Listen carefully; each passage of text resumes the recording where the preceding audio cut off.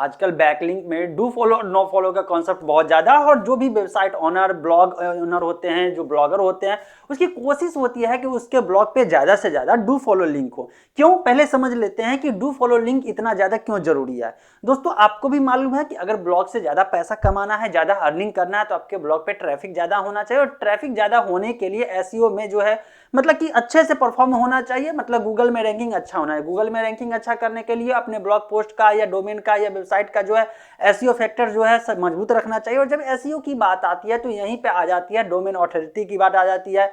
तो ऐसे कंडीशन में डू फॉलो लिंक बहुत ज्यादा हेल्प करता है। अब देखिए, डू फॉलो लिंक जो है बैकलिंक का पार्ट है। एक्चुअली बैकलिंक का मतलब क्या होता है, जब किसी एक वेबसाइट से दूसरे वेबसाइट, मतलब कि एक डोमेन से दूसरे डोमेन पे लिंक लगाया जाता है, तो इसको बैकलिंक कहते हैं। सिंपल सी बात है। मतलब कि मेरा भी ब्लॉग है, जैसे tkj.com है, और आपका कोई एक ब्लॉग है, तो मैं अगर अपने ब्लॉग पे कोई आर्टिकल लिख रहा हूं और आपके ब्लॉग का लिंक मैं डाल देता हूं, तो इसे बैकलिंक कहा जाता है। आपके ब्लॉग के लिए बैकलिंक हो गया।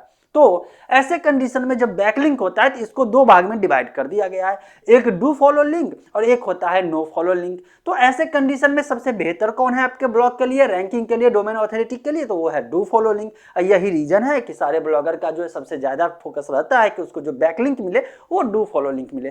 तो ये डू फॉलो और नो फॉलो में डिफरेंस क्या है, क्यों जो है डू फॉलो प्रेफर किया जाता है, नो फॉलो नहीं प्रेफर किया जाता है, क्या नो फॉलो बैकलिंक जो है बहुत खराब होता है या नहीं होता है, और इस साथ ही साथ डू फॉलो लिंक कैसे आप बैकलिंक के रूप में ले सकते हैं, ये समझेंगे पूरी बात इस वीडियो में। चलिए देखिए, डू फॉलो लिंक और नो फॉलो लिंक में डिफरेंस ये होता है कि जब भी कोई ब्लॉग ऑनर है आपके ब्लॉग को अगर डू फॉलो लिंक देता है, मतलब वो ऑथोरिटी पास करता है। सपोज दैट कि मैं एक ऑथराइज्ड पर्सन हूं, मान लीजिए ट्रस्टेड पर्सन हूं, और कोई बंदा मेरे पास आता है। इसको एक एग्जांपल से ऐसे समझिए, बहुत ही बढ़िया से। आजकल पॉलिटिकल पॉइंट्स जो है सबको समझ में आता है, पॉलिटिक्स से रिलेटेड समझ में आता है। कोई मान लीजिए कि इस स्टेट का सीएम है और वो मतलब ऑथराइज है। ऑथराइज का मतलब है कि ऑथोरिटी उसके पास बहुत बढ़िया है, ट्रस्टेड लोग हैं, ठीक। अगर कोई बंदा उससे मिलने के लिए आता है और वो अगर अथॉरिटी पास वो सीएम कर देता कि हाँ ये बंदा जो है सच में जो है मेरे द्वारा जो है पूरी तरह से इस पे ट्रस्ट में करता हूं, ये सच में जो है जेन्युइन बंदा है, तो ऐसे में पूरे स्टेट में माना जाएगा कि जिसको अथॉरिटी पास किया है उसका भी वैल्यू ज्यादा बढ़ेगा, ट्रस्टवर्दी बनेगा, ठीक। लेकिन सीएम है और सीएम से तो पूरा पब्लिक मिल सकता है। तो ऐसे कंडीशन में कोई ऐसे रैंडम बंदा उठा और गया और सीएम से मिलने चला गया, फोटो खिंचवा लिया, इसका मतलब ये कतई नहीं होता है कि सीएम उस बंदे को पूरी तरह से अथॉरिटी पास करते हैं, क्योंकि वो जो है पब्लिक का जो प्रतिनिधि है, रिप्रेजेंटेटिव है, तो उनसे तो कोई भी मिल सकता है। आजकल बराबर जो है न्यूज में देखते होइएगा कि कोई फोटो खिंचाए हुए या कोई कंट्रोवर्सी हुआ तो कहा जाता है अरे ये तो इसके साथ फोटो खिंचाए हुए, मतलब कि इसका ही बंदा है। इसका मतलब ऐसा कतई नहीं होता है। बस यही चीज इंप्लीमेंट होता है ब्लॉगिंग के दुनिया में, डू फॉलो और नो फॉलो। जब कोई ब्लॉग ऑनर जो एकदम पॉपुलर रहता है, मतलब कि जो ब्लॉग बहुत ही ज्यादा रैंकिंग में है, इसका अथॉरिटी ज्यादा, वो किसी और ब्लॉग को डू फॉलो लिंक दे देता है, मतलब दूसरे ब्लॉग पे वो आंख मूंद करके विश्वास कर रहा है। और ये गूगल को एसईओ फैक्टर में समझ में आता है, और जिस कारण से जिसका बैकलिंक होता है, मतलब कि जैसे कि एक हायर अथॉरिटी वाला दूसरे को जो है डू फॉलो लिंक देता है तो उसका भी रैंकिंग बढ़ जाता है। यही कारण होता है कि एक ब्लॉग ओनर कोशिश करता है उसको डू फॉलो लिंक ज्यादा हो। ये एकदम क्लियर हो गया।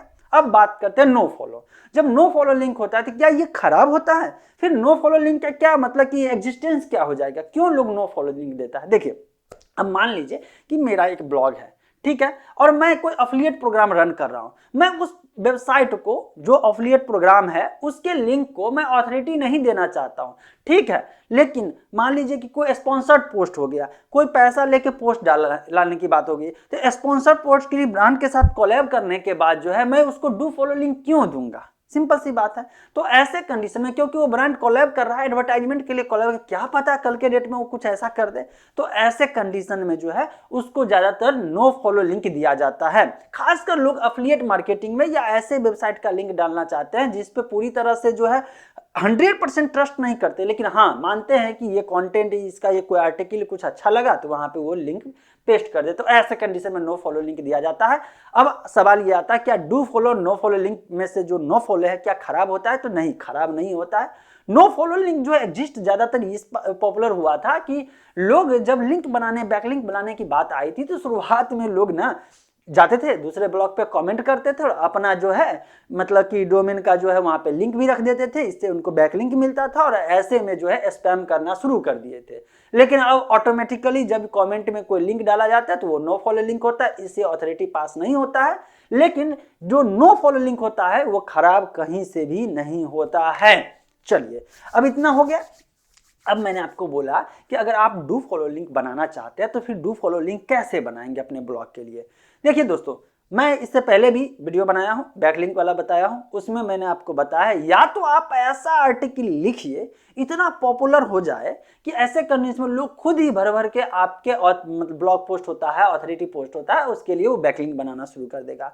दूसरी बात, अगर किसी भी हायर अथॉरिटी वाले ब्लॉग ऑनर से या जो एडमिन होता है उससे अगर बात करते हैं तो उससे रिक्वेस्ट करिए कि मुझे डू फॉलो लिंक दीजिए। अगर कुछ चार्ज भी लेता है, मान लीजिए स्पॉन्सर्ड पोस्ट टाइप का, तो वो भी दे दीजिए, लेकिन कोशिश करिए डू फॉलो लिंक लीजिए।